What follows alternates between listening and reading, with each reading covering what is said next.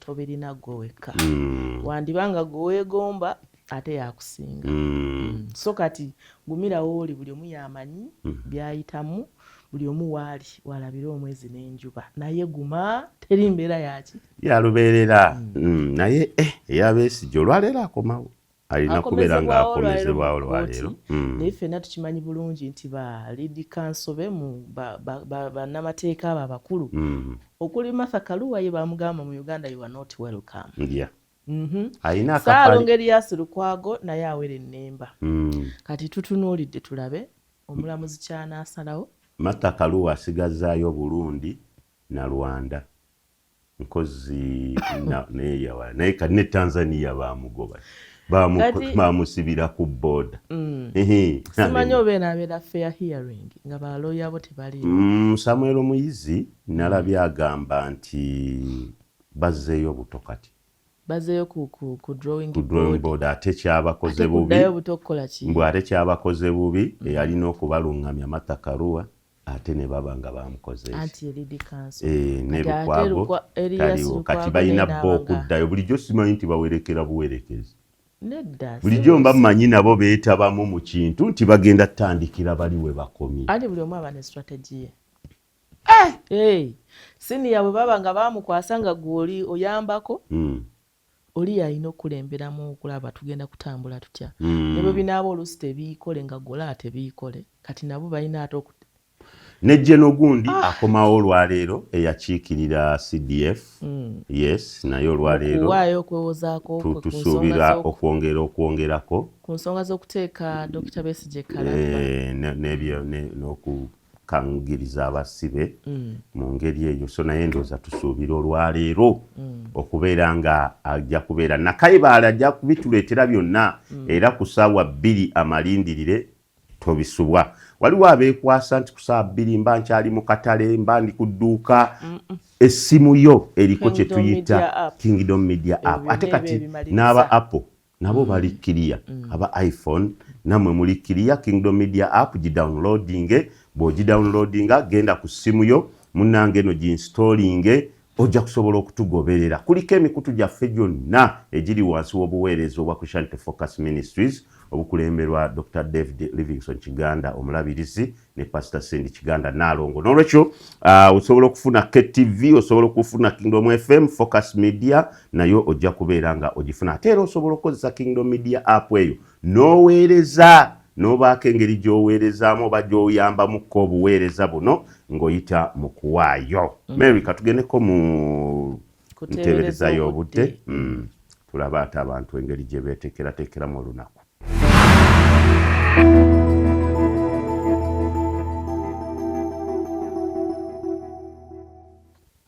Obudde butukanzeemu ng'enkuba eyandyagadde okutonnya mu Kampala wano wakati n'ebitundu ebirira divisions endala naye tekijja kuba bwe kityo.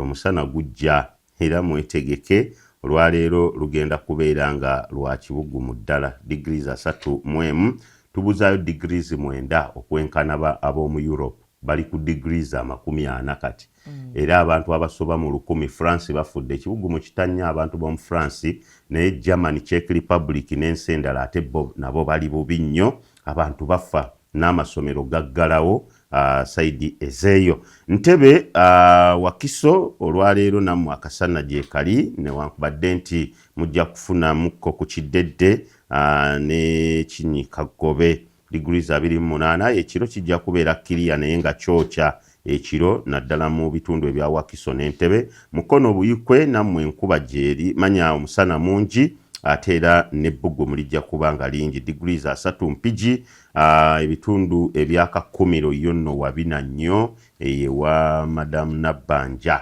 baŋŋambye nti omusana gutandikidde ddala okubayisa obubi waliwo ne kasooli eyakwatiddwamu kkobambi ndooza ye kati alabika akomye ku luyange mumutemere mangu ente tomulinda kugezesa mbwe enkuba enejja enkuba terinatuukayo byuma bifukirira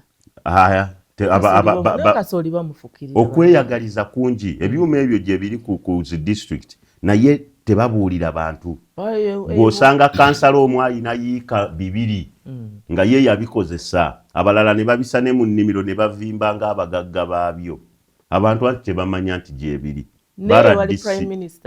baradisi tebajja kunnyonnyola ate prime minister yanannyonnyola ali ku nsonga za ggwanga. Bw'owulira embeera y'obudde nga bakugamba egenda kubeeramu ebbugumu lingi n'omusana kitegeeza kunywa nnyo kunywa nnyo ntegeeza okusingira ddala amazzi.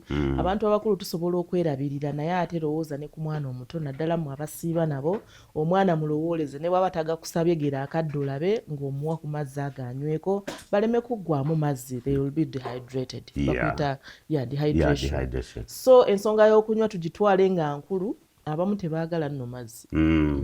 Tebagagalira ddala bakayirira olulimi. Kibi nnyo. Omuntu n'alwala n'omugamba nywa nnyo amazzi. Bamuyita his worship, the Lord Mayor, abeera his worship, his eminence. Obonawo bubuza. Kale, the Lord Mayor. Oba my Lord, owa Okero. Lord Mayor bali mwezi omulimu gwe wagutandikidde ddala. Era nsaba enteekateeka eyo mugiwagirire ddala temugireetamu ebyobufuzi mbu alina byanoonya oba alina kugirabendo muleke asiiga ennyumba z'abantu amakampani gabadde gayambayambako ate nno si kusiiga kwokka nga bwe babateeramu n'ebyomunju. Katugendeyo tulabe enteekateeka eyo yagitongozza olunaku olwajjo. Engineer Ronald Nsubuga bali mwezo asinzidde mu nsisinkano gy'abaddemu ne bakkansala ba division ez'enjawulo okubadde ab'Ekawempe ne Lubaga n'ategeeza nti bwe yali asaggula akalulu yakizuula nti abantu bangi abali mu ggeto za Kampala ennyumba ze basulamu tezeeyagaza nga ensonga lwaki aleese bamusigansimbi okubayambako okuziddaabiriza ku bwereere. Tumanyi bulungi nnyo nti abanaku oluusi babennyanyala. Project eno gye twaleese ejja okuwa essuubi abantu bano nti baagalibwa, waliwo ababaagala era nti bagenda kubeera mu kibuga. Tuleme okwenyanyala abanaku, tulowooze nti ekibuga kyo si kyabwe. Kwe kuvaayo nga mbasaba mujje tukolere wamu okulaba nti namunaku ekibuga akijumirwa. Bali mwezi agambye nti mu projekiti eno okuyita mu bakkansala abakiikirira ebitundu baakunoonya abantu abasula mu nnyumba eziri mu mbeera embi bamusigansimbi bano baziddaabirize zituuke ku mutindo ogwetaagisa mu kibuga Kampala. Eno gye twaleese ejja okuwa essuubi abantu bano nti baagalibwa, waliwo ababaagala era nti bagenda kubeera mu kibuga. Tuleme okwenyanyala abanaku, tulowooze nti ekibuga kyo si kyabwe. Kwe kuvaayo nga mbasaba mujje tukolere wamu okulaba nti namunaku ekibuga akijumirwa. Mbasaba mujoyininge sitwaga eno tulabe nga omunaku afunamu. Wano bali mwezi alambuludde ne ku bisaanyizo bye bagenda okusinziirako nga balonda abantu abagenda okuyambibwako ennyumba zaabwe okuba nga ziddaabirizibwa, n'ategeeza nti omuntu ateekwa okubeera n'obwannannyini ku ttaka okuli ennyumba eyo nga bw'annyonnyola. Baidentifyinga omuntu omunaku naye nga alina ennyumba nga ngumu esobola okubeera renovated in a week, kuba amabaati gayonooneka gavunda, paint yonna terina paint, amadinisa gavunda, oteka bulungi nnyo,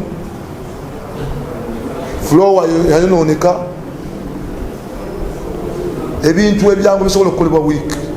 Bali mwezi era agambye nti bamusigansimbi bano bwe banaamala okuddaabiriza ennyumba ezimu baakuteekamu ebikozesebwa awamu omuli entebe n'ebirala, n'asaba bakkansala okuwagira enteekateeka eno. Ekikuleeta owamu ye service delivery. Oluusi tetwandisisinkanye naye buweereza twasalawo okugamba nti tukolere abantu, tusazeewo okugamba nti Kampala buli muntu yenna alina okugibeeramu, obunaku n'omuki n'omugagga. Meeya w'e Lubaga Zaaka Mawula Mbeeraze asiimye Lord Mayor bali mwezo olw'okusaka n'asaba projekiti eno etandikire Lubaga. Kampala yonna mu ekikoleddwa nga twakayingira ofiisi mu Kampala yonna Lubaga enguudo zasooka mu Lubaga kubanga tulina enkolagana ennungi n'abantu. Bino bya buli kansala sagala mwana nga yekange buli kansala bwoli bwa kale ebyabadde oba oli bwa kibiina ki twagala tubakulaakulanye mwenna munabitundu because abantu nabantu babada mukutumbula kulyazi oba oli waki ne tufaayo twagala abantu baffe n'abantu bagebeera njawulo ku magombolola balala. Bo bakansala bagambye nti enteekateeka eno ejjidde mu kiseera kituufu nga bagamba nti bangi ku batuuze baabwe bali bubi nnyo olw'embeera amayumba mwe basula gye galimu. Abantu abalina ennyumba nga zabomokabomoka seminti nga mumanyi enzimba yaffe ey'edda ng'era abantu babadde bafaananya abantu abanaku bagenda kubayamba babeera nga babasibira mu tairos babeera nga nabo babeerako mu mbeera eyeyagaza. Era nkiwakaaba abakadde abamu be nakyali be bagenda okusooka ku lisiti zaffe. Kale bukansala obwo obutototo bannange bugenda tukola bulungi. Bannange ensonga eyo Lord Mayor gy'oleesenga nnungi nnyo. Omuntu atunulira abantu ewansi n'anoonya engeri gy'akyusa obulamu bwabwe awatali kulemera mu ofiisi na SC bali mwezi agenda kukola. Omwezi guweze nga abali mu ofiisi mbalaba nga bwe bavaayo boogera bigambo bye balina kwogera. Twandifunamu obukulembeze obulungi n'okuweereza abantu mu bisanja bino. Mu kisanja kino kye twali tunyooma kirimu abatali bateeketeeke. Tubadde nga tulaakinga abakulembeze n'avaayo n'alumiririrwa ddala omuntu wa wansi okukwatira ddala ku mbeera z'omuntu ono butereevu babadde babulamu nga tamuzannyisa byabufuzi nga bayimirira nnyo ku kulwana ebyobufuzi naye ng'okukyusa embeera z'abantu kibulamu ddala. Olukiiko lw'abakyala olwa paalamenti oba ekibiina kyabwe ekibataba abakyala abali mu paalamenti lwatudde olunaku olwajjo naye katugendeyo babadde n'ensonga nnyingi ze bakubaganyizaako ebirowoozo. Ekibiina omwegattira ababaka abakyala mu paalamenti kitegese omusomo omuyisa okubangula ababaka bano abakyala ku bintu eby'enjawulo omuli enneeyisa n'emirimu gyabwe era ng'enteekateeka eno yeetabiddwamu n'abaali ababaka mu paalamenti ez'enjawulo. Mu bubaka bwe bwatisse omubaka wa Bukanga Nathan Byanyima omukubiriza wa paalamenti Jacob Maxson Oboth ayogedde ku bukulu bw'obumu mu babaka n'okwagala eggwanga lyabwe. To the dismantling of prevailing structural inequalities through targeted legislation, equitable resource distribution, and effective representation in line with our 1995 Constitution, Vision 2040, and Uganda Gender Policy.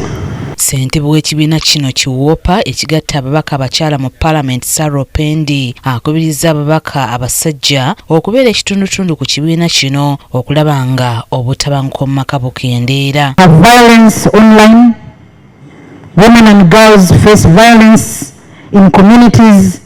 We have violence at workplaces, even here in Parliament. Some of you may experience it. Some of you have seen. Opendi agambye nti obutabanguko n'ebikolwa ebityobola eddembe ly'obuntu biyitiridde naddala mu maka ku mirimu ssaako ne mu masomero ng'era ono ategeezezza nti n'abasajja basanga okunyigirizibwa mu maka era ebbanga ly'amaze mu ofiisi alaze ng'emisango giwerako gy'asobodde okukolako. For us to work together to end the gender-based violence against women and girls. Our workplace, our communities, wherever, every space should be actually safe for everyone. Talking about the young girls now, not bringing women. There were 10,492 cases reported. But please note that these are cases reported. There are so many cases out there that happen and no report is made. Ababaka abakyala basabye bannaabwe okukozesa ebifo byabwe okulaba nga batakabanira eddembe ly'abakyala bannaabwe. Olwokuba oli mukulembeze olina okubakiikirira okukiikirira otya abantu kuddayo mu bbo n'okola n'ojja mu paalamenti n'obateeseza n'ogenda mu famire n'ogibalansinga y'ensonga enkulu eri wano era nkakasa nti ng'abakyala n'obuteeswaza okukulembera n'obwesimbu n'obuteeswaza n'obuteeweebuula kyekisinga obukulu.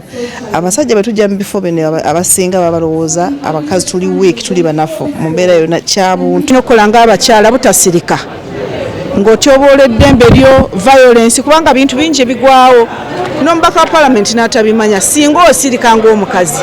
Olutalo lw'okulwanyisa violence mu maka okulwanyisa okutyobera eddembe ly'abakazi lutandika naawe gwe kennyini gwe bakitumbula mbeera z'abakyala n'abaana ab'obuwala newankubadde tulinayo abaami ate abakkiririza mu mulamwa gwaffe ate kiba kirungi ne batwegattako kubanga bwe tuba tuteesa amateeka gakwatira ddala ku muntu ow'omuwala oba omukyala tuba tubeetaaga wali eri for support so leero batulaze nti bangi nnyo ababaka abakyala baweza okulwanyisa ebikolwa ebityobola abakyala okuyita ku mitimbagano ebikyasa ennyo ensangi zino olwokuba wayingira naye mu mukwano nga bya bulungi bwemba mufunye obutakkaanya sibeta n'omuta bya mirembe naye ne mukweka ebifaananyi abalala ne mubateekayo nga bali bwereere abalala ne mubatta abalala ne mubaswaza ko omuntu natuka okufuluma abalala n'emikwano oli nga mukwano gw'omwana abuwala n'ategeera nti oli ye boyfriend wo ne bateesa n'akulyamu olukwe kwegamba ebintu ebifaanaganako bwe bityo ate emitimbagano gino gyali badde gituyamba nnyo. Honorable Wemawogolo oyo mulungi nnyo era mutumiddeko nnyo ne Honorable Hanifa Kawoya naye mutumiddeko saidi ezeeyo Sembabule senga w'abaana bwe yeeyita Hanifa Kawoya oyo ye ayina engeri gy'akyusaamu ebyalo wadde tebinnafuna masannyalaze afaayo nnyo ku health ne ku mataala gano nagendako Sembabule eyo naŋŋamba baana ab'obuwala saagala babakwate ne Sembabule basedduvuto bangi kati nteekamu amataala ga soola ago gaba gamala baera yaŋŋamba balengerayo alengera bwe bwali bwe buti abanaffe aba DRC Zaire ebiseera ebyo baali bafuna obwetwaze okuva ku Belgium eyabafuga mu nkola eri ey'obufuzi obw'amatwale era Patrice Lumumba awo nno ng'ennaku z'omwezi 3 June 1960 yawa speech enkambwe nnyo eyasanyusa ennyo Abafirika bwetyo DRC nefuna independence era mu DRC bali mu kujaguza so nga ate 1989 waliwo okuvuunika gavumenti eya Sudaani Omar Bashir kati naye baamuvuunika ye yavuunika awatali kuyiwa musaayi naye ye we baamuvuunika omusaayi guyise mpaka kati mu Sudaani tewatereeranga so 1989 omusajja oyo kano Omar al-Bashir yali ajja mu buyinza era n'awera ebibiina by'obufuzi byonna mu 1989 n'asigala nga avuga gavumenti ye ng'agivugira ku tteeka ery'Ekiyisiraamu. Katuwumulemu katono tugenda kubeera nga tukomawo n'empapula z'amawulire. Amawulire amalala mangi n'obusimu gye buli eyo buli mu 140 bwalabiddwako poliisi yabufunye gwe yabulwako iPhone yo samusanga genda ku CPS. Ab'e Bugangayizi bakooye omuziki basabye minisita byabakama abatwalire ku nkulaakulana endala ng'amasomero ebyobulamu abatereyo balondole ku ssente za PDM bagamba nti otussa omuziki byabakama minisita waaki nguudo musirikale bangi baali tebamanyi nti musirikale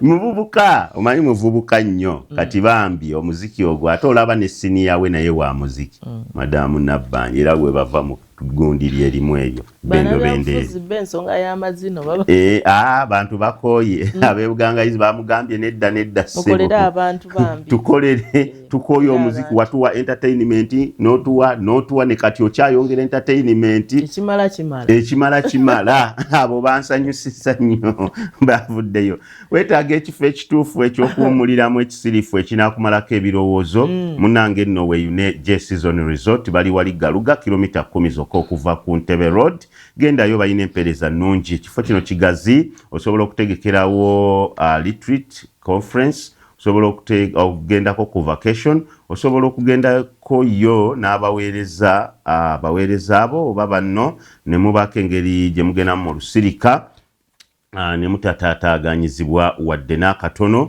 kubanga buli kimu kitambulira ku musingi gwa bukristaayo. Empeereza mo balina VIP ne ordinary rooms era nga zonna ziyoyooteddwa bulungi. J-Season Resort kilometers 10 zokka okuva ku Ntebe Road. Kuba noti 7 noti 3 noti 2 6 7 93 oba 07746099 29 okusobola okubuukinga. Gw'omuzadde nnyongera okutegeeza amasomero ga Homisdalen Schools ayina omwana wo kuva ku muterera gwa nursery paka primary 7 beekwate balungi nnyo beegulidde erinnya mu kusomesa abaana baffe bano abato bategeera kye bakola experience ya myaka 42 gendayo ku matabi gaabwe ag'enjawulo okuli ery'ekyebando mu Elisa Zone Kamocha ku Mwanda Road egayaza ku luguudo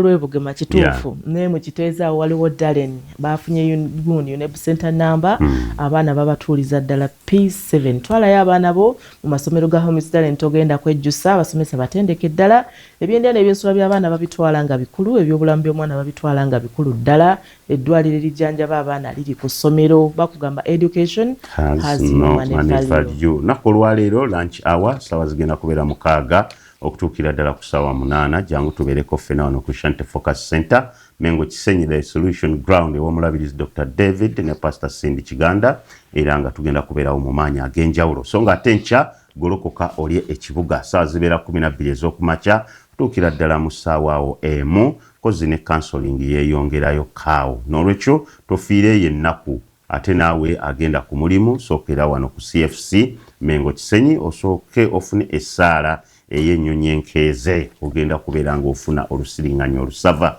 AMC gwe mwezi ogwo ogutandika ogw'enkya tugiina ebula ewiikisi 3 zokka tutuuke nate ku wiiki ey'obunabbi ewiiki ey'abaweereza annual ministers conference omuweereza wenna wooli oli mu kitongole kya gavumenti oli mu kitongole kya project ki oli munnamawulire oli muweereza mu kanisa annual ministers conference ey'omulundi ogwa 31 naku z'omwezi 26 okutuukira ddala naku z'omwezi 2 omwezi gwa 8 line-up ey'ababuulizi mpanvu ddala era nga bakulembeddwamu Prophet Ebenezer Akonayo okuvako mu Ghana oyo nno waali nnyo tulina Bishop Sergio Rosa okuva e Brazil tugenda kubeera ne Bishop Same Musepa saako ne Bishop Levis Linza bavudde South Africa tugenda kubeera ne Bishop Michael ne Apostle Sherry Price okuvako mu ggwanga erya America so nga te wano wennyini ku butaka ewaffe tulina the prayer tank Apostle Samuel Kasanka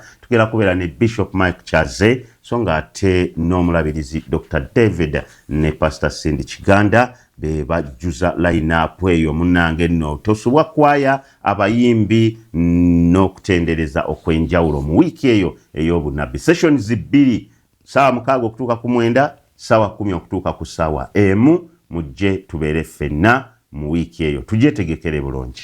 Shine Country Resort Hotel be banno ddala mu mpeereza eza hotel omuli restaurant efumbo bulungi bayina abafumbi b'oku mikolo ng'olina omukolo gwo bakola outside catering bayina gardens nga ziddala osobola okutegekerayo buli kika kya nteekateeka yonna ne bitambulira ddala kinnawadda ekifo kigazi ddala environment nzikakkamu abakuweereza bamanyi bayina obukugu obw'enjawulo ebisulo byoyoote nnyo eri gwe ayagala okusulayo gendayo ne famire yo genda n'omwagalwawo gendayo nga tiimu muli ku mulimu mwagala genda kuwummulamu. Shine Country Resort Hotel kyekyokuddibwamu kyo bakola massage omulungi bakola steam bath ne sauna bayina ate nga bayina gym erimu buli kyeweetaaga okubanga okozesa bayina swimming pool bayina buli kimu buli mpeereza yonna gy'olowoozaako eya hotel ulowooza ku Shine Country Resort Hotel basangibwa Kigo Kitiko kilomita 1.5 ng'ovudde ku Entebbe Road okumanya ebikira ku bino bafune ku 0759937552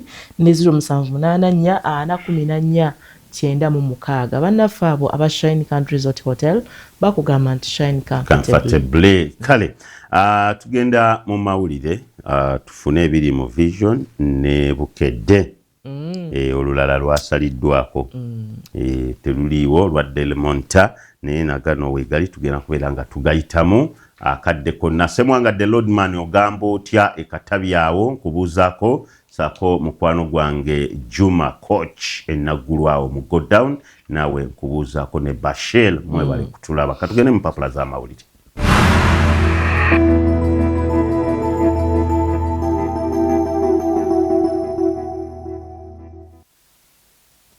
South Africa bagamba nti bannansi 9 kalambirira be bali mu kulumbibwa enkola eno eya xenophobic ey'okusosola abaddugavu mu baddugavu bannansi bali bubikenda balambirira bagamba nti Uganda Airlines yino ya kukomyawo bannayuganda 1,200.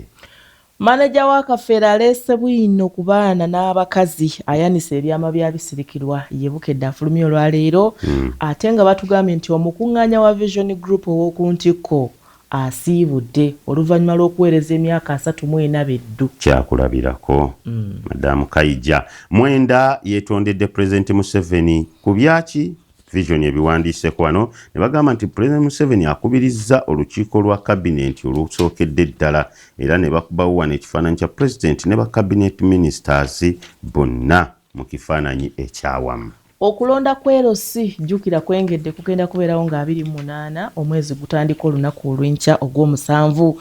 Bakugambye nti obukwakkulizo ku buyinza bwa ssentebe bukedde buwandiiseeko ssentebe obuyinza bwe bukomawa era butandikirawa. Venezuela abantu abaakafa olwa musisi baweze 105. Bambi kibi nnyo.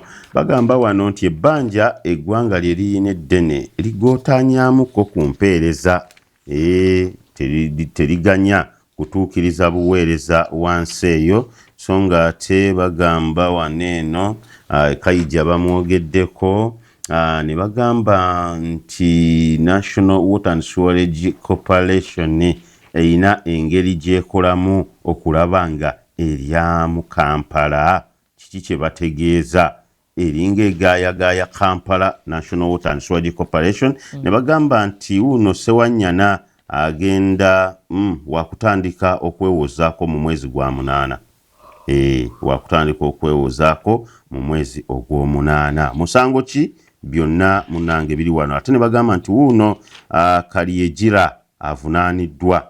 Kalyegira yaani bagamba nti naye muwandiisi ali muwandiisi.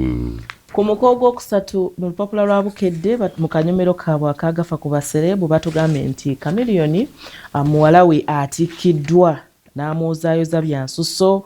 Batuwandikidde wano Bruno K ku kkono ne muwanguzi omu ku baana ababooleddwa DNA ya Kafeero nti bamusondedde ensimbi. Byonna Bukedde biwandiiseeko eyali maneja wa Kafeero aleese ebyama ku baana byamaki Bukedde ku muko ogwokuna kwatadde ensonga eno. Bannayuganda abaagobwe South Africa batuuka lunaku lwankya nkole n'ey'okusosola mbu baagala babamalako emirimu gyabwe bo batyo basazeewo okulwanyisa unemployment. Njogerako nabo naye baŋŋamba nti omuzungu akirimu nnyo emabega. Baatwalamu obulabufu bwabwe South Africa baagala okubuusa omu South Africa so nga ate omu South Africa eri talina kubanga alina kyakola. Alina kubanga bamugabirira bugabirizi nga munoonyi waab'obuddamu. Kati bano bannayuganda batwalayo olugezigezi lwabwe ne bayigiriza banna South Africa okwekolera ensimbi eyaabwe ku lwabwe ng'abantu ba bulijjo. So ebimu ku ebyo South Africa mujaamuke kanti omu South Africa tagenda mu nnimiro. Ennimiro ye supermarket. Tagenda mu nnimiro. Kati omuzungu yalima. Kati bano baagala kubuusa bali nti nammwe musobola ettaka lyammwe mubeera mutya nga era eri South Africa omusango gwa trespass gw'amaanyi nnyo okusinga ogwa death ogwa mada. Bakuwa beyiro ku mada ne bakumma beyiro kukusaalimba ate ne bakumma ne beyiro nga bakusanze n'enkumbi. Eno gye mugamba mbu enkumbi ku bbega South Africa kitiyo. Olina kuba na kitiyo kinaaziika kitiyo kigologola myala naye mbu enkumbi ku ttaka eryabwe tebalima. Abaafiiridde mu Venezuela beeyongedde. Okulonda kwerosi nkugambye nti bawandiise ku bukwakkulizo ku buyinza bwa ssentebe. Enteekateeka y'NRM ku kalulu k'abassentebe nayo eyanjiddwa wano mu Bukedde. Babakutte n'amasimu amabbe baani era amasimu ago bagakwatiddewa byonna mu Bukedde olunaku olwaleero. Aboowino beekokkola enkaayana ku masannyalaze. Nakibi ng'asabye gavumenti ku bukambwe. Baguddewo ebikujjuko bya Petere Namirembe. Kadde kaweddeyo. Sikyalaba mukiri awo. temukyali kinegguzi ndaba olengezza ssebo nedda ag'ebyemizannyo mwegali ndowooza abawagizi ba Netherland emaze okuba nga naye ekuwa Abafirika twongere okucacyanca Morocco oye kakati tubuzaayo Ivory Coast egenda kwambalagana ne Haaland owa Man City yatuyisa bubi Brazil yayo yayiseewo ankozi omujamani omunene omulala naye akubiddwa era naye yavuddemu by'ebyemizannyo byenyiza obba waako tutwaleko ku masimu abantu baagala okumanya iPhone zaabwe bajje eziri ne Samusanga awo nno era kale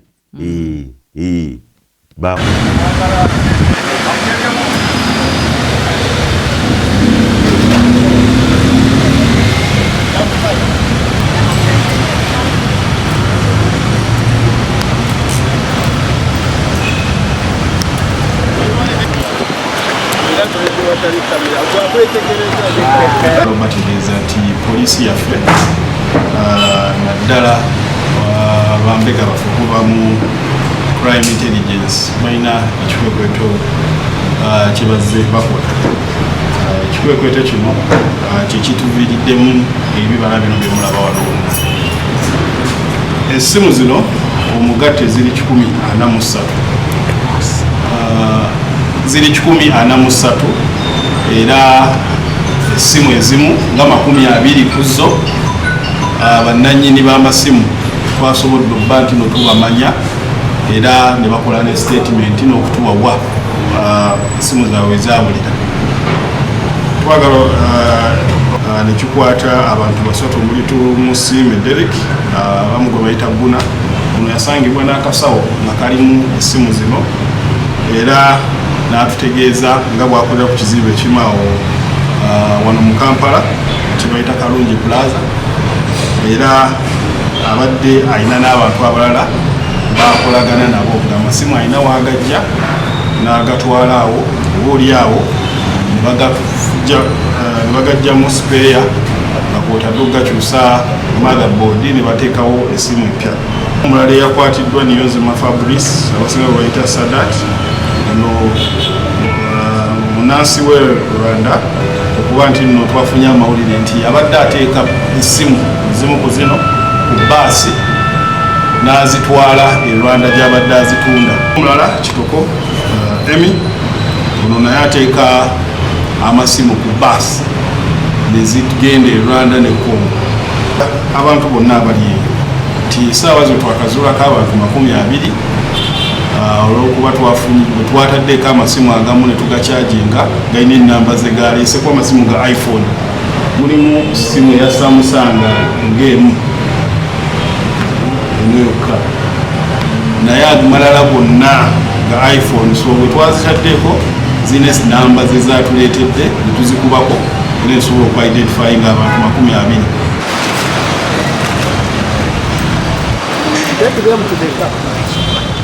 Kale beebale olw'ekikwekweto ekyo masimu ga iPhone gonna bali bagamba iPhone ya tekinologi wa waggulu tabbika simanyi biki lererere naye ssebo tugendeko ne ku ttaka kubanga n'ettaka nayo misango gy'ebyettaka mingi egituumye mu makooti.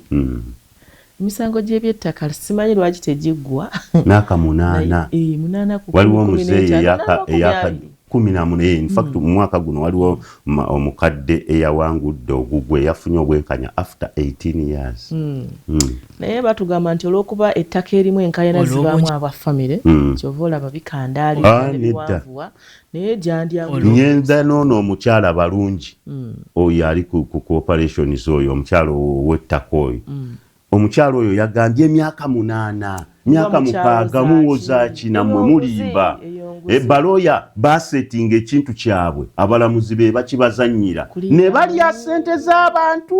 Mulamuzi yagenzeeko mu kyalo yali mu kyalo mulamuzi ali mu kyalo obungi bw'emisango gy'ebyettaka egitubiteeze simanyi emyaka 8 bataddewo enteekateeka ey'okubanga emisango gino egimu ku gyo bagiwuliriza mu bwangu mu nkola ey'okutabagana enjuyi ezikaayana zitabagane gisobole okuggwa. Olw'obungi bw'emisango gy'eby'ettaka egitubidde mu kkooti enkulu nga kaakano gino gisoba mu 7, ekitongole ekiramuzi kisazeewo okuteekawo ekiseera eky'okuwuliriramu egimu ku misango gino okuyita mu nkola y'okutabagana. Enkola eneetongozeddwa olunaku lwa leero era akulira abalamuzi ba kkooti enkulu Jenny Francis Abodo egenda okukulungula ssabbiiti 2. Mu kiseera kino emisango 207 gye gigenda okuwulirwa mu nkola y'okutabagana era ng'abatabaganya we bali mu bujjuvu okuli n'abalamuzi abaawummula. With a caseload of over 7,000 cases, so we thought that we should do mediation because of the nature of how land cases are. Misango egiri mu land division saawa zino gisukka mu misango 7. Saawa zino ku mediation settlement tugenda tukola ku misango 207 okugezaako okulaba nti ba parties abali mu misango gino bagezaako okugonjola ensonga zaabwe naye nga bayise mu kwogeraganya oba mu kutabagana basobole okulaba nti batuuka ku nkomerero ebayamba bonna. Aboda ategeezezza nti enkola enejjidde mu kiseera ekituufu olw'emisango egiri mu kkooti egyekuusa ku by'ettaka ng'era onaalaze nga mu bbanga ery'emyezi 3 egiyise emisango gy'eby'ettaka egyawaabwa gyali 167. Ono ategeezezza nti emisango gy'eby'ettaka gibeera gya njawulo oluvannyuma lw'okuba ng'egimu gibeera wakati w'abaaluganda. Involve people who know each other, and most times the cases are emotionally charged. So we think that with mediation, they will actually, because the parties will come with their own solutions, and then at least the outcomes, they will be able to actually accept them and also implement them. So we are now targeting, of these 7,000 cases, we are targeting at least 20%, about 270 cases to be mediated. But as you may know, we might actually either go above that or just hit our target. Bwekiti ekitongole ekiramuzi kisabye abantu bonna abalina emisango gy'eby'ettaka mu kkooti okwettanira enkola y'okutabagana basobole okufuna obwenkanya mu budde. Why we are starting, that's why we are calling upon the members of the public, please come, because it is not about just litigation. Actually, land cases should not be litigated, because then one party is always happy and then the other party is not happy. Yet when we do mediation, there will be a win-win situation. Ate ne sente ze musaasanya mu process eno zibeera nnyingi ate nga mu mediation muba temugenda kusaasanya sente. N'olwekyo tukuba omulanga abantu mwenna abalina emisango wano ku land division oba abalina emisango gye mugenda okuwandiisa oba abali eyo mwenna wemba nga mulina ekintu kyonna ekibatawanya ku ttaka mujje tubayambe okubatabaganya. Amyuka omuwandiisi wa kkooti enkulu ey'eby'ettaka Josephine Kabazinguzi Kayondo ategeeza nti okuwulira emisango gy'eby'ettaka alaze ng'emisango gino bwe gitwala ebbanga eggwanvu ebiseera ebisinga eriri wakati w'emyaka 5 ku 10 so ng'era agamba nti gitwala ensimbi nnyingi ekitali ku nkola y'okutabaganya abantu so nga n'ekyokuteeka envumbo ku ttaka eribeerako enkaayana agamba nti kirina engeri gye kizingamyamu ebyenfuna. Kutabaganya kuno kuyambako abantu ekintu kinene nnyo kubanga obudde bwe mumala mu kkooti nga muli muvuganya mu misango egyo obudde bubeera bungi myaka 5 myaka 10 emisango egimu gyatandika mu 2008 nakakati zikyali mu kkooti. Enteekateeka eneetongozeddwa ku kkooti enkulu ey'eby'ettaka ku Trade Tower mu Kampala era ng'omukolo guno gwetabiddwako abalamuzi ab'enjawulo okuli Susan Okulanyi ng'ono wa kkooti ya International Crimes Division, omulamuzi Anna Mugenyi Bitature owa kkooti y'ebyobusuubuzi, omulamuzi Emmanuel Baguma akulira kkooti enkulu ewozesa emisango gya Naggomola, Joyce Kavuma akulira kkooti enkulu ewozesa emisango gy'engassi, omulamuzi Andrew Kahuka akulira Judicial Training Institute n'abalala. Aneti Nakayibale yakusakidde eggulire. Kale webali Nakayibale kulikayo nnyo mu balamuzi tugenda kuwumulamuko tugenda kubeera nga tukomawo n'ensonga ekwata ku kutulugunya abaana okulaba nga tetubateeka mu mbeera eya stress esinga n'okubalemesa okusoma.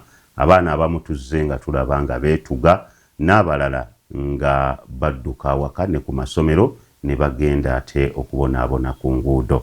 Bye tukomawo nabyo tovaawo okyali ku KTV. Mu ssawa yaffe ey'okubiri tukwata nsonga ku nsonga era ensonga tugenda kugikwatako. nga bwe tulindirira abakulu nga bwe tulindirira abakulu be tulina okuba nabo essaawa eno okuva mu minisitule y'ebyenjigiriza omulamwa gwa kutunuulira ebyo ebiviirako abaana okuba nti bafuna okukabirirwa ku masomero gye basomera okukabirirwa mu luzungu kye tuyita stress ebiviirako abaana stress n'okuba nti oba oliawo psychologically bali tortured ensonga nnyingi nnyo zizi okuviira ddala awaka abaana we bava mu masomero bye basangayo embeera gye bayitamu bye tugenda okuba nga tutunuulira naye nga njagala kujjukizaako omuzadde gwe atulaba bw'oba olina candidate mu P7 senior 4 n'ey'omukaaga olunaku olwaleero ennaku z'omwezi 30 omwezi guno ogw'omukaaga y'ensaleesale ow'okuregistaringirako bakandidate abagenda okutuulayo neebu bw'obeera ng'omwana w'oyo omu ku bakandidate abagenda okutuula ebibuuzo ebyakamalirizo omwaka guno 2026-2027 kakasa nga y'omu ku baregistarinze oba bw'obeera nga tonnaba olina okuregistaringa obutasukka lwaleero bw'oba osusseewo leero kiba kitegeeza bagenda kukyajinga late registration fee oluusi ekitali kirungi naye okusinziira ku UNEB ennaku entuufu ez'okuregistaringirako abaana zikomekkerezebwa lunaku lwaleero P7 senior 4 ne senior ey'omukaaga nsonga ki haze ziviirako abaana stress ku masomero ensonga nnyingi nsonga nnyingi nnyo esookera ddala school fees abaana bawulira bubi nnyo nga bamugoba afuluma mu kiraasi bawulira bubi nnyo naye bakuba kwekolako lugambo kamwa koogera nze okusoma nga bw'omanya abazadde nga talina naye ng'ayagala osome baatugobanga baasanga ajja mu kiraasi n'asoma abo baalaba nti tebannaba kusasula bisale kisaanidde naye amaziga gatandikirangawo kubanga nsituka bwenti paka kufuluma geeti otandikirawo ng'ogamba nfuluma naye bannange bagenda kusigala nga basoma ekibi ekirimu ekyo nti ne bw'oba ofiiriddwa ebyo by'okusoma ne bw'okomawo ne fees kizibu nnyo okukakinga apo ne banno kati nayinangamu okuvuganya munda mu nze ate nga njagala nnyo okusoma nga bwe ndaba nti basaayingidde twegayirira ffe boolaba haazi amaziga nga gatandikira mu kiraasi paka waweeru wa geeti era muzeeyo olwamukubiranga omanyi wabaawo enkola ku masomero kasaba kufulumya kiraasi nga waliwo ofiisi mwe muyingira okufuna essimu okwogerako n'omuzadde nga tonnadda waka kwe yamanyiranga nti fees ng'eddoboozi aliwulira njogera gampitamu bw'ogamba ekyebisale oli mutuufu ebisale kitokyaringa nnyo abaana era buli muzadde kibonoonera n'embeera y'omu maaso kubanga abamu bakyakyanca nga babagobye naye we batuuka eyo ate ne bonoonekera mu makubo n'eyo gye bagenze n'abaako gya branching nga tannatuuka waka olaba obwongo bwe bugendamu ekintu ekirala essomero kyeryali lyewala nti baba bakufulumiza nga bisale tofuluma ssomero nga tonnaba kwogera na muzadde ku ssimu baali balungi mukka osooka kumutegeeza naye ate kyatuyamba nze kirina engeri gye kyannyambangamu nti bwe nakomangawo nga taata anoonyezaayo kasente obanga ayogedde n'omusomesa mu ngeri emu oba endala n'enkomawo okusoma tewaba muzannyo nga manyi nina okusasula ebbanga lye mmaze nga ndi waka nkimanyi nti bannange babadde basoma kati nga nina okoppa notes ezo ate nenkakasa nti mbitegeera era at the end of that time ng'olaba performance ekirala standards of living zitwawula mu ngeri emu abazadde ebiseera ebisinga batupimira nnyo ku school fees bo ne babeera nti kantwale omwana wange Ssebugenyi gy'asomesereza owuwe naye nga enfunayo ey'omuzadde oyo ndala janjawulo ebiwerekera omwana oyo nga tebijja kufaanagana nga omuzadde yamanyi kimu nti kankwate miliyoni ngiteeke kuki ku ssomero kasita n'asasula ebisale kakati omwana ono n'asigalamu kali ak'okulaba ng'enneeyisa y'abannaabwe si yenneeyisa ye ekyo nakyo kimuleetera embeera y'obwongo endala tekyandibadde kibi omuzadde okulowooleza omwana we okumwagaliza ekisinga ne bw'aba tekiri mu busobozi bwe ng'agamba nja kwesiba ekkutiya omwana wange afune standards ennungi mu ssomero. Tekyandibadde kibi naye ndowooza kyandibadde kiwerekerwako n'okutuuza omwana wo n'omubuulirira. Si fiizi zokka nti kasita nzisobodde ebirala bijja kuba byangu naye n'otuula n'omwana n'omugamba mwana wange essomero gye nnakutwala njagala ofuna omusingi oba standard naye tetulisobola terijja mu nsawo zaffe. Bwe banaagamba trip ya mitwalo 5 n'otasobola kugenda saagala wennyamire ekiruubirirwa kyaffe kulaba ng'osoma kyekimu n'abaana baba bagagga bino ebirala tobitunuulira. Naye ndowooza bw'ofokasinga ku fiizi zokka omwana obeera tomuyambye kuba omwana ono embeera gy'aba ayitamu eba ejja munyigiriza. Waliwo ne b'otasobola kwogera nabo naye nga nabo kibasumbuwa obwongo be bannassale nti abannassale ne bebi. Lindako katono ffe abakyala tutandika okwogera n'abaana baffe nga bali mu mbuto. Yes. Olunaku lw'omanya nti olina omwana mu lubuto lw'otandika okwogera naye. Kati bwe mbasobola okwogera n'omwana ng'ali mu lubuto sigenda kaluubiri tekiyinza kumbeerera kizibu kwogera n'ono ategeera atandise n'okugenda ku ssomero. Tweyigiriza abazadde okwogera n'abaana omwana wo mubuulire ekituufu. Omuzadde ku mutendera gwe gumu tomugaya mulaba nti muto bategeera anti agenda kulaba omulala bamupakiridde ssente za bimuli ate ye mami azaabuuka n'akantu twatudde ne mugamba mwana wange sirinaamu senkana n'abazadde b'abaana balala b'osoma nabo naye ngenda kufuba kyonna kye naasobola nsabira oba kisiime. Omwana tayinza kulumwa muwala wange lwobeera ng'oyogera naye. Muwala wange yajja n'aŋŋamba nti daddi wangi ngenda mu kalulu tiye tinjagala ku ssente. Ne mugamba akalulu si ka ssente ti if you don't buy sweet people they won't vote you. They are not going to give me votes. Ne mugamba tiye ne mugamba you can tell them it's bad. I'll tell them after giving them sweets. Ababuulire ng'amaze kubawa swiiti balina kusooka kuwulira swiiti oli. Kati kitegeeza nti olaba naye obwongo bwe bumusumbuwa. Nkitegeera pointi yo ngitegeera hazi naye mu mwana oyo ng'amaze okugamba yeetaagayo ku ssente za swiiti gwe wenyini ng'omuzadde wali osuubirwa okutuula n'omwana wo n'omugamba mwana wange nti akalulu si ka swiiti. Omuntu yenna okukwagala tolina kusooka mumugulirira.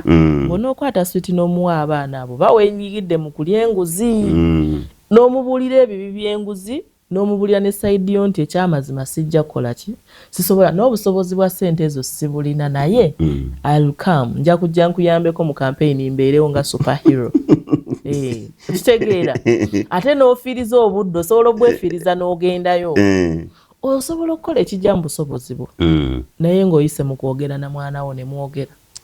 Enkwata y'abaana ku masomero eyo nayo ebakyankalanya obwongo. Ate eyo yo ebasumbuyidde ddala kubanga mwezi guno gwe tumalako n'ogwokutaano twafunayo n'abaana abaakubwa ku kibooko ne bafa. S2 S1 S3 awe bwatyo. So n'enkwata y'abaana Mary ebaleetedde obwongo bwabwe okubanga bukyankalana ne stress ku masomero. Abasomesa ababeeka nkuwaze nnyo. Mukyalimu abasomesa nga yalina kuba sikaali. No enkola enkadde. Omanyi kusoma kwedda kwabanga kwambuko. Headmaster Serwadda ekalina abiri awo ku ntinda awo. We nasomera senior 4. Ne twalinangawo mwami Serwadda yatugamba abantu bagwa mu bifo ebikyamu. N'osanga oli nga koolingi ye yali mu bwasikaali naye n'asibira mu busomesa. Oyo tagenda kuba baana neeyano agenda baswanyula kubanga olwedde omutima gwe nabano nabadde njagala kino kyaganye kale kangende mu busomesa. Kati abo osanga nga okuyitibwa kwabwe sinakwa busomesa. Oyogedde ku nsonga y'empisa y'abaana engeri gye babayisamu ku masomero nonzijukiza katabani kange 3 years kakatandika bebi naye katandise kaagala nga kaagala kakeera n'akeera ne yeteekateeka ky'otasuubira oba oli awo oyinza okugamba omwana w'emyaka 3 mugenda kubonaabona naye omuzuukusa naye ng'akeera ne yeteekateeka ne bamukwatirako ne bamuyambako ebimu n'agenda ku ssomero kati emabegako ngenda okuwulira bamuzuukusa ekitabaddeewo yabadde akeera ng'agamba misigenda kusoma ti lwaki tikyajja kunkuba n'agaana twayise mu prosesi mpanvu okulaba nga yazzeemu okwagala okusoma naye nze ndowooza omwana wa bebi ekyokumukuba tekiba tekijja kwogera nabwo obubeera bwakubifriendinga kulimbalimba kukaagazisa naye buli lwokeeraliikiriza era kaba kajjagaana kakyawa okusoma nze ndowooza abasomesa mwandirowoozezza nnyo ku bukodyo ate kyemmanyi abasomesa abali professional batendekebwa obukugu engeri y'okukwatamu omwana naaba nga tayonoonese ate n'abeera ng'atambulidde n'omugyamu kyoyagala entiisa n'etabaawo naaba ng'ayiga bulungi nali nkatwala okukawandiisa mu ofiisi y'edimaster ng'anyumya nga kanyumiza waggulu ticya kino ticya kiri ticya kati nze ne kinsukkako ne ŋŋamba owaaye n'aŋŋamba muleka nnyumize kati nendaba ng'ate yansinzeeko alina obukugu bw'okuhandolingamu abaana abato nze nali nvuddeko ng'olaba kawogala kakyamuukiridde kakisusizza kwegamba mu ofiisi mulimu abantu abalala abakulu kwegamba kate kaleekaanira waggulu kati ng'omuzadde nti otumanyi aba ancient times nga ndaba nedda naye yaŋŋamba nedda muleke omwana annyumize muleke tomuteekamu mbeera yakutya muleke yeetaaye kati ate oyo n'olaba nga yalina obukugu ate oluusi obuyinza okuba nga bulaakinga oba oli awo mu basomesa ate abasinga naddala kati bano ab'ennaku zino abatoototo abo bo basumbuyiddwa nnyo kati bwe twayogerako n'omusomesa kaakomawo enkeera ne kaŋŋamba mami tikya yayiza okunkuba cooka amugye kumpi amugye ku ngolo era paka ng'anoonya engeri gy'akakubamu gy'akabone ne kaŋŋamba yayize kati tankuba nnyo wali ankuba cooka so enkwata y'abaana ku masomero bekyayisa ate si beebo bokka abato naye mulimu n'abasomesa abaana baffe abakuzeemu abatali professional nga ye bwamutunuulira mu kifo ky'okulaba omuyizi alaba mukyala wakuganza mukyala wakuwasa omwana n'omuteekako embeera embi olw'okuba agaanye okukola by'oyagala n'omwenyiyisa stress n'emusukkako ye amanyi yajja kusoma kyomugamba takyagadde ate n'omuteekako empala neeteetaagisa abo nabo bakoze kinene nnyo bakoze kinene nnyo akati ekirala ekireetera abaana okukyankalanira ddala obwongo mu masomero byebigezo naddala wano we tuli senior 4 P7 senior 6 omwana bw'aba tannategeera nti ku lupapula lwa UNEB kwali agenda kukola kati ate naddala ensangi zino kibeera liikiriza nnyo agamba oba baalya ssente zange waliwo n'omuzadde okubanga registration tannamufuna ng'ali mu bana abaleeti nga bakyanoonya zikyabuze stress kituufu awo nawe ebeerawo nnyo kubanga waliwo abamu nze nalabanga mutabani wange ngamba nze P7 registration konzo gyali gyesalinga tofaayo ddi tali secure ze njagala kati ddi kati kirina engeri gye kibasumbuwamuko ku bwongo n'engeri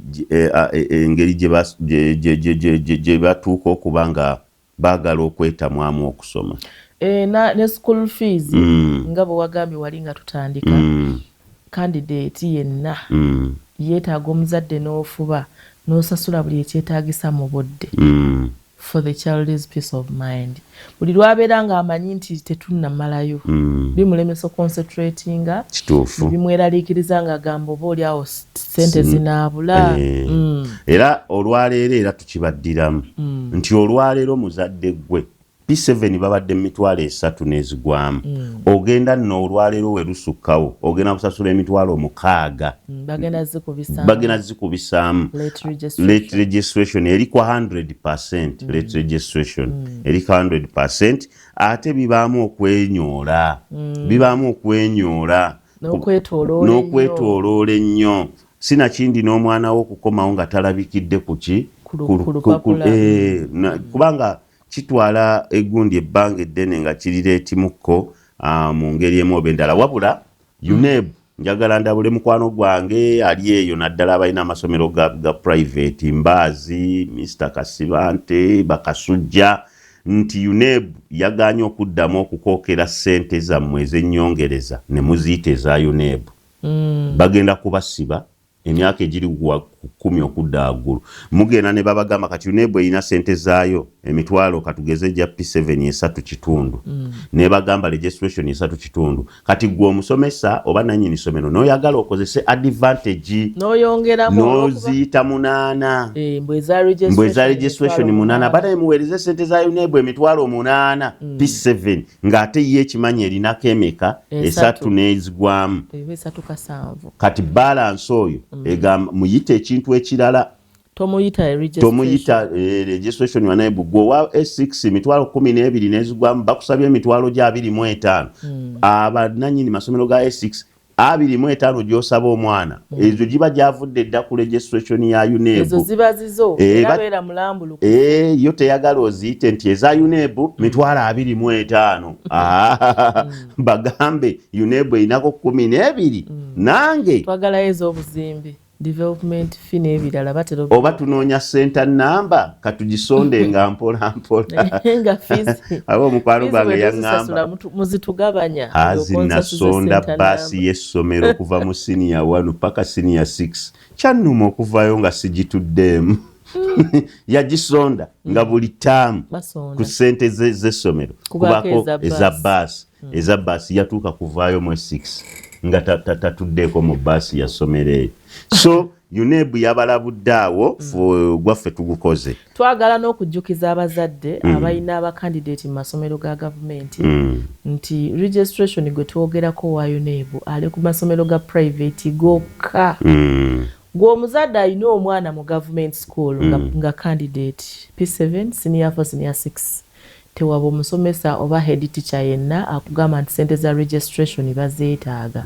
Bakoma leero naye gavumenti esasulira abaana baayo registration mu masomero gaayo. Abaana ba gavumenti basasula registration. Gavumenti ezeesasulira. Era obo badde oyinayo mukwano gwo gw'omanyi. Enteekateeka eyo yadde. Kuva dda gavumenti esasula registration. UNEB mu masomero gaayo. Mary totuwabya. Tonneesiga. Kankwesige ku makya gano. Amasomero ga gavumenti ku mutendera gwa P7 senior 4 ne senior 6 omwana wo nga candidate manyi esaba busonte butono gavumenti esasulira abaana baayo UNEB registration fees omuzadde tebakufera. Kale katuwumulemu katono tugenda kubeera nga tukomawo twongere okuttaanya ku kiki ekiviirako abaana okusumbuyibwa obwongo nakyo ekirina okukolebwa okulaba ng'embeera eyo yeewalibwa naddala mu masomero.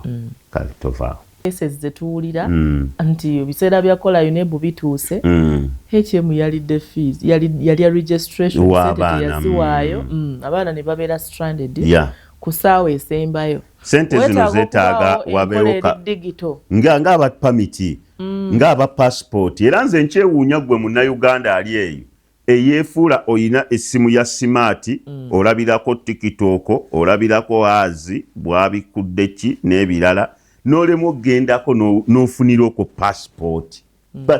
Bakyabajjako emitwalo 6 bakyabajjako emitwalo 7 okufuna pamiti. Abantu baplayingirako gundi online passport bazifuna.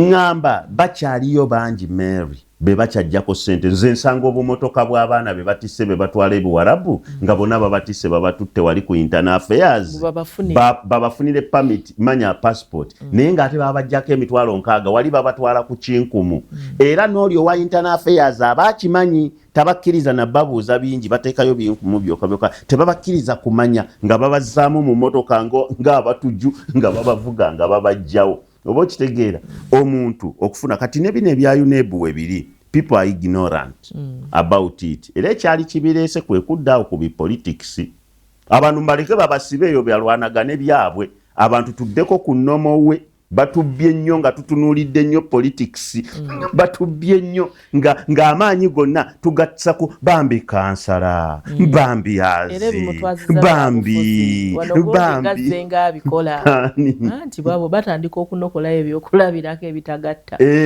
we tugendedde abatulaba mu kuwummulamu hazi kitunzi n'abamu ku mmwe mubadde muwakana ensonga ya registration ekituufu ndowooza ne Mr. Guga abalaze gavumenti esasulira abaana baayo anti era eyogera nga bweyogera owaye nga bwe boogera nti gavumenti okusoma kwabwerere registration fees tewaba omusomesa akubba nga bwe boogera nti okusoma kwa gavumenti kwabwerere ate n'oyambuka wali ku ssomero lya gavumenti lye bagambye nti essomero eriri wali eryekawuunya oba emmengo oba wa lyabwerere era eri essomero lya gavumenti nga liri mu kakadde kamu atuukayo tokasasula naye omwana mutwale lati bamukkiriza era bamugoberawo n'edimansita amugoberawo naffe bannansi tulina obuvunaanyizibwa ssemateeka atuwa eddembe naye atatuwa n'obuvunaanyizibwa kati ebintu ng'ebyo naffe tusobola obirwanyisa anti nze kantwala omwana wange mu gavumenti atuuka okukola pyero nsabe registration nze 10 mu Uganda tutunuulira nnyo sayidi y'opposition egambye eki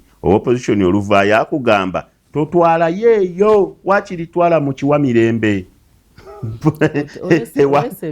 ewa mukwano gwe kati fanti bye twakwata omuntu nga lindako omuntu mu Uganda Mary nze azi ndi open mu Uganda nga omunnabyabufuzi tannalagira abantu tebagendayo abantu babayita okuwandiisa endagamuntu mulimu ne bannabyabufuzi abasula eyo emukono abaavaayo abalala baavanga eyo pece nga bagamba tokkiriza kuwewandiisa bagenda nakubba ndagamuntu byebiki ebyo dererere n'omulala bamukwatako offside nga ayagala kwesimbawo naye nga talina ndagamuntu ne bavumirira endagamuntu Kyagulanyi we yajja wano n'agamba funa endagamuntu yo ke kaluluko maasi yonna n'egenda.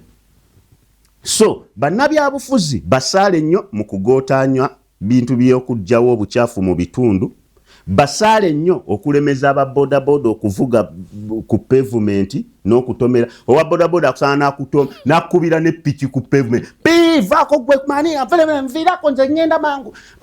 Lwaki? They have the powers bazijjawa mu byabufuzi. Kati omuzadde bamugambye wano tokkiriza okusasulira gundi UPE Piero wali olide munnabyabufuzi kyakyogerako kubanga be ba driving eggwanga nti omunnabyabufuzi aveyo MP agambe nti abaana b'omu kitundu kyange enteekateeka eno eya gavumenti temusasula UPE biki ebyo tebabikola kubanga kimukuba. Abazadde we banaabeera obulungi eno ye alaba nga tajja kufuna kalulu basaana bakamuwe mu mbeera embi. So balina okuvaayo basensitizing eggwanga ku bintu ebyenjawulo baleme tulemeza mubiri byokka. Naffe ng'abamawulire tulina omulimu ku society tulina ogigamba kubanga okumanya kutandika naffe buli lw'omanya ekintu ekiyambako okumanya kutandika nabo okumanya kutandika n'amawulire amanya balinayo boodi zaabwe okusaasanya amawulire ago. Ate bw'ogenda ku ssomero omubuuza edimansa biki ebikwatagana ku bibuuza kamera zijjaho munnange ate ogenda omulaba mu TikTok azina wagenza omubuuza ebyamakulu ku ssomero n'akugamba gwazi zaayo kamera yammwe ye lwaki onnimbye onnumbye waneeno kyokka ate oba otambuza bu TikTok ng'eyakugobye ne kamera omulaba ali wala Yesu mukama wamala wanyamba n'ogamba yaŋŋambye atya kamera kyokka ate ng'oli ali mu TikTok azina. Tuyiga okuwaayo message entuufu ffe tutuulidde message ezimeeri ate obadde owakana naye bannange hazi wavaawa.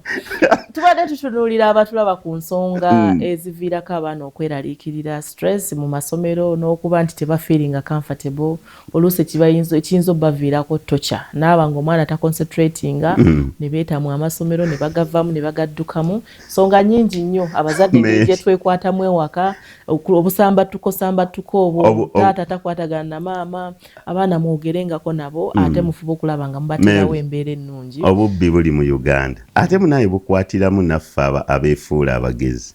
Kaati wano ndaba my producer Sebuge yasasulidde muganda we S6 registration emitwalo 3 mwezi zaaki za registration naye wano UNEB egambye eza Uganda naye UNEB egamba USCE beba senior 6 balina okusasula emitwalo 18,600 sebo tugenda kubanja sente zaffe Kawempe essomero lye wawadde likomyewoko ku balance emitwalo 35 bakukubye emitwalo 17 bwabeera nga producer waffe ali ku mutendera ogwo asobola okugwa mwaka akatego then kiba kitegeeza muntu waffe bulijjo tukyalina omulimu munene nnyo ogw'okuba nti tubazibula amaaso bamanye ebintu ebituufu bwe bitambula naki buvunaanyizibwa bwabwe owa P7 weesatunya omuzadde ali eyo owa P7 weesatunya owa PLE wa that's P7 owa S4 wa 16,400 owa senior 6 kati obusungu bwe baninako banna ate ezo ze twogerako mu masomero aga private gavumenti tosasula wadde 10 obusungu bwe batulinako kati ensonga nyingi nnyo eziviirako omwana stress ku masomero kati naye emuleetera stress tulina okwewala ebintu naddala ebikolwa by'obutabanguko tulina okumanya enfuna zaffe bwe kiba kisobosa omwana mutwale mu ssomero Kasujja agenda kunkubira essimu newira tunaalya wuwo otegeera bulungi nedda mukamudde nnyo abantu mukamudde nnyo abantu balieko kale ebbiri olina abaana 10 ofune ezo ebbiri tozirya kubanga ne fees zennyini naffe era tuzeeka nedda kizibu nnyo okumala gawanuka waggulu n'ogwa bugwi bajje nga bakendeezaako mpolampola sente entuufu zeezo abazadde ze muyina okuko waliwo ekyasanyusizza leka kusibanguzi mu ggwanga waliwo ekyasanyusizza akadde no katulese twagala bahomisdali ne balina obubaka uniform ya mitwalo 35 tokkirizibwa gigula bweru school fees izabiri school fees nakambye bana nabisanze bujuuka uniform ya mitwalo 25 nate school fees ya mitwalo ameka 2 nembabuuza mugenda kwambala kawunda ne banzijukizaamu Bank of Uganda we yagula penny ez'emitwalo 33 kyansanyusa nnyo amasomero bingi ebitujjeeko n'ebitraumatizing abaana baffe obwongo kati omwana omusabe uniform emitwalo 30 omwana oyo wa senior 6 akuba buloka yeeweerera abamu beeweerera tugende ku Homesdalen kale tulina obubaka okuva mu masomero gaffe aga Homesdalen mbadde nsaba abatulaba tubugoberere bulungi nnyo ffe tugenda kwetoloolamu katono tubukulekere tukwagaliza olunaku olulungi Engineer Ronald Nsubuga bali mu ezo asinzidde mu nsisinkano gy'abaddemu ne bakansala ba division ez'enjawulo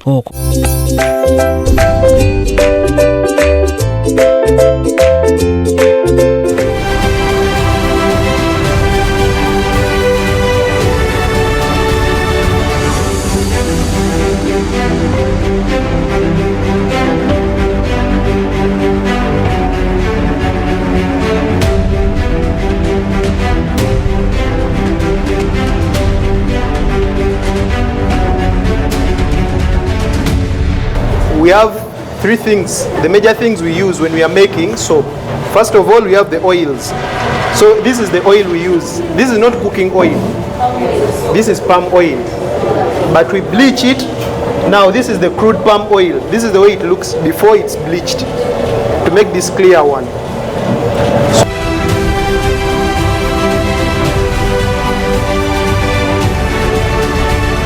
So wano emuze tukolerawo sabuni bwe tukozesa mu masomero gonna aga Homesdalen schools.